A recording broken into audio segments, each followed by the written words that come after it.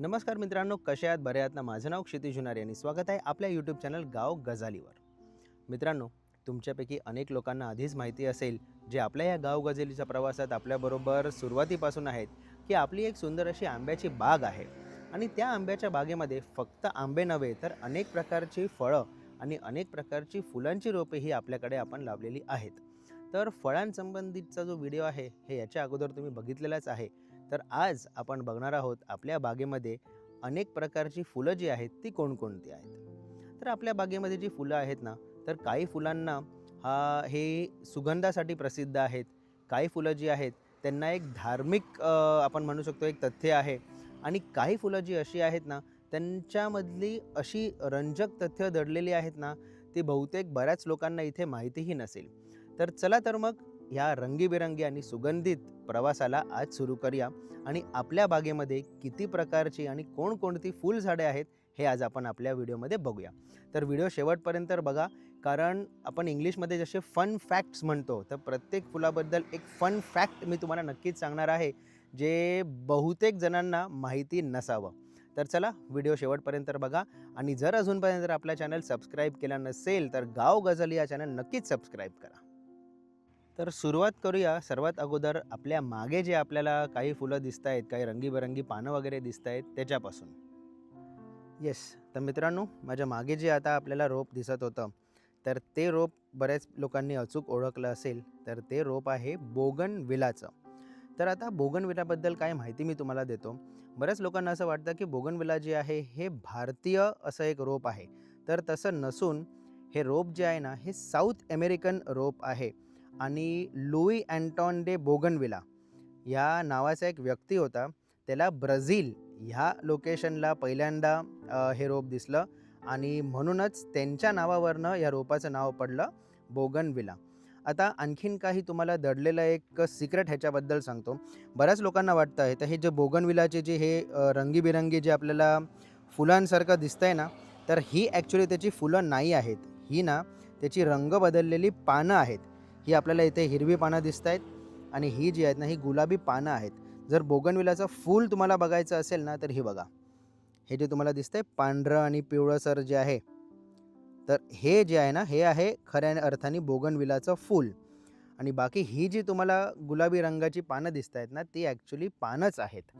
आणि बोगनविलाचं जर मी तुम्हाला नेचर सांगायला गेलो, की कशा कंडिशन्समध्ये बोगनविला चांगला येऊ शकतो, तर बोगनविला हे आपल्यापैकी प्रत्येक माणसाच्या नेचरवर जसं जसं नेचर आहे ना, तसं आहे, की म्हणजे ह्याला जेवढा जास्त तुम्ही स्ट्रेस द्याल, तेवढं जास्त ही रंगीबेरंगी फुलं आणि रंगीबेरंगी पानं आपल्याला दिसून येतात.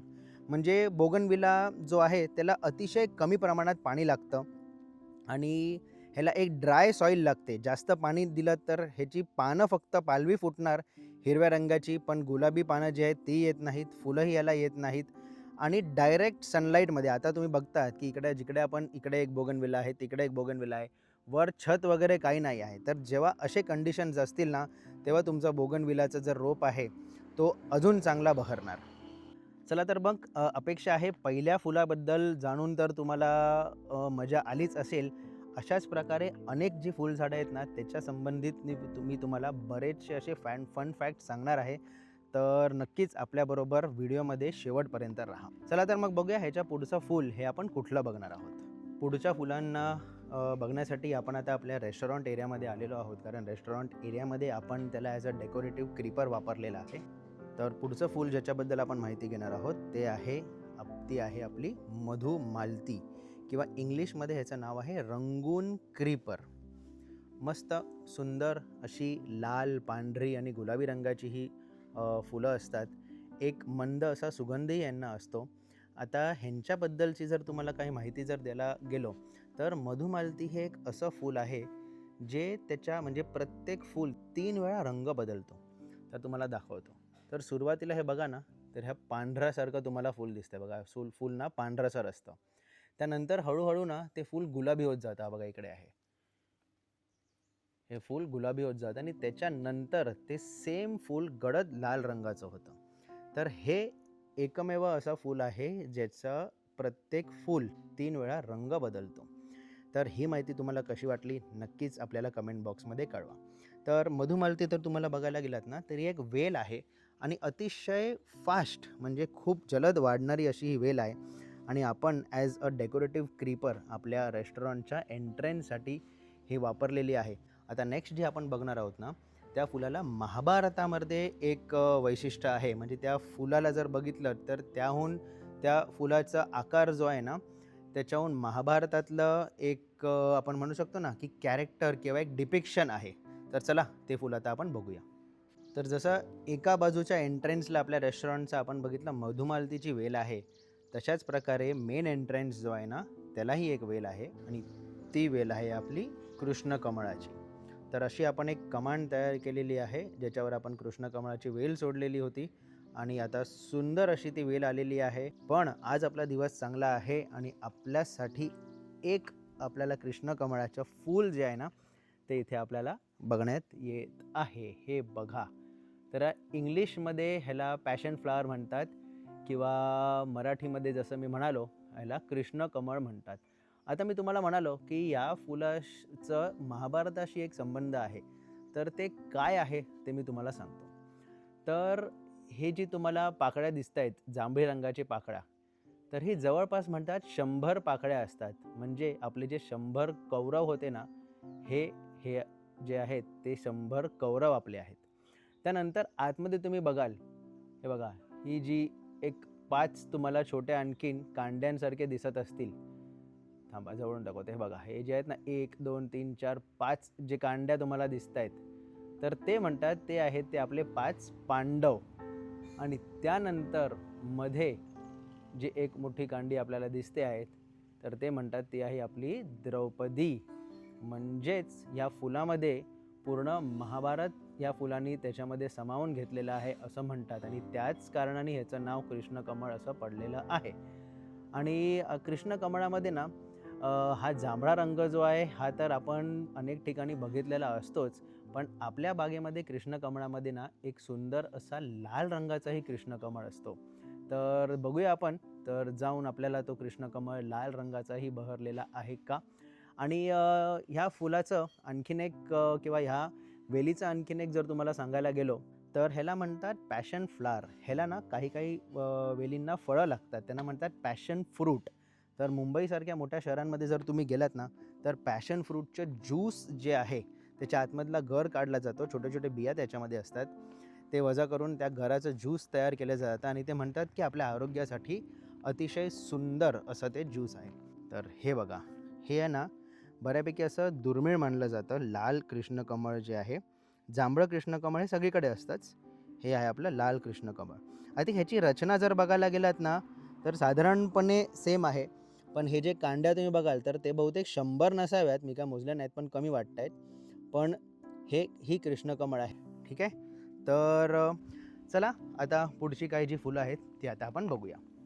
तर नेक्स्ट जे फूल आपण बघणार आहोत ना इकडे, त्यापासून आपल्या महाराष्ट्रामध्ये ना गजरे बनवले जातात प्रामुख्याने. तर चला बघूया कुठलं फूल आहे ते. तर हे बघा, हे आहे ते फुलाचं रोप आणि ते फूल आहे आपला मोगरा. हा बघा, हा आहे आपला पांढरा मोगरा.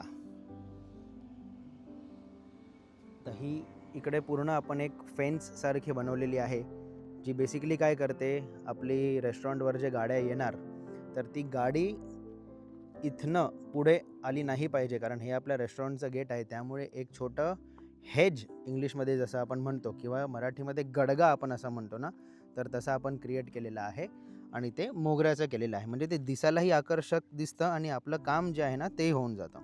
तर मोगऱ्यासंबंधित तुम्हाला काही माहिती मी आता देतो.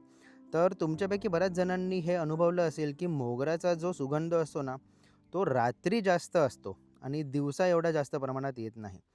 तर ह्याचं कारण असं आहे की मोगऱ्याचं जे पॉलिनेशन होतं, ठीक आहे, तर मोगऱ्याचं जे पॉलिनेशन होतं ना ते रात्री जास्त प्रमाणात होतं आणि जे छोटे कीटक असतात, आपण म्हणतो ना छोटे कीटक, ते पॉलिनेशनमध्ये मोगऱ्याला मदत करतात आणि जेवढं जास्त सुगंध हे रात्री दरवळतं तेवढं जास्त कीटक हे मोगऱ्यावरनं दुसऱ्या मोगऱ्यावर जाणार आणि मग क्रॉस पॉलिनेशन होतं आणि मग मोगरा जो आहे तो फुलतो. तर ही एक माहिती तुम्हाला कशी वाटली नक्कीच आपल्याला सांगा. आता या मोगऱ्याला तुम्ही बघाल ना तर बरेचसे कळ्या आलेले आहेत. हे बघा, इकडे एक कळी आहे, खाली एक मोगरा आणखीन फुललेला आहे. तर आज संध्याकाळ किंवा उद्यापर्यंत ना मस्तपैकी हा मोगरा, जेवढी आपल्याकडे मोगऱ्याचा आपण वेज जो क्रिएट केलेला आहे ना, ते मस्त असे फुलणार. चला, पुढचं जे आपण आता फूल बघणार आहोत ना, ते आपल्या घराकडे आपण लावलेलं आहे. इकडे रेस्टॉरंट एरियामध्ये नाही आहे. तर आपण घराकडे जाऊया आणि तिथे जाऊन आणखीन एका, आता किती फुलं बघितली ते माझ्या काय लक्षात नाही आहे, बहुतेक 4 झालीत. तर 5वं फूल जे तुम्हाला दाखवणार आहे ते आपण घराकडे जाऊन बघणार आहोत. सध्या बागेमध्ये एवढी फुलं बहरलेली आहेत ना, की त्यांच्यामुळे ना असे बटरफ्लाईज खूप जास्त आलेले आहेत. हे बघा, मस्त वाटतात फुलपाखरू. चला, आता घराकडे जाताना मला एखाद फूल असं दिसलं जे आज माझ्या लिस्टमध्ये नव्हतं, पण ह्या फुलाची माहिती ना आपण आपल्या गेल्या वर्षी गणपतीच्या अगोदरच्या एका व्हिडिओमध्ये दिलेली आहे. तर एक हा क्लू आहे. तर हे फूल मी तुम्हाला दाखवतो, तुम्ही सांगायचं हे कशाचं फूल आहे. आणि अशाच प्रकारचा आणखीन एक या व्हिडिओमध्ये आपण क्विज करणार आहोत. 2 क्विज आहेत. आपला चॅनल अजूनपर्यंत एवढा मोठा नाही आहे की जर तुम्ही क्विजची अचूक उत्तरे दिलात तर मी काही गिफ्ट तुम्हाला देऊ शकेन, पण एक शाऊटआउट माझ्याकडनं तुम्हाला तुमच्या दिलेल्या रिप्लायवर कमेंट नक्कीच असेल. तर 2 क्विज असणार आहेत. पहिलं क्विज, आता समोर माझ्या एक फूल आहे, तर ते तुम्हाला मी दाखवतो. तर हे बघा, ही अशी ना जांभळ्या रंगाची फुलं आहेत आणि त्याला अशी नारिंगी किंवा पिवळ्या रंगाची ना अशी फळं आहेत. तर हे फूल कुठलं आहे हे तुम्ही आपल्याला अचूक सांगायचं आहे आणि ते झाड आहे ना तेही तुम्हाला मी दाखवतो.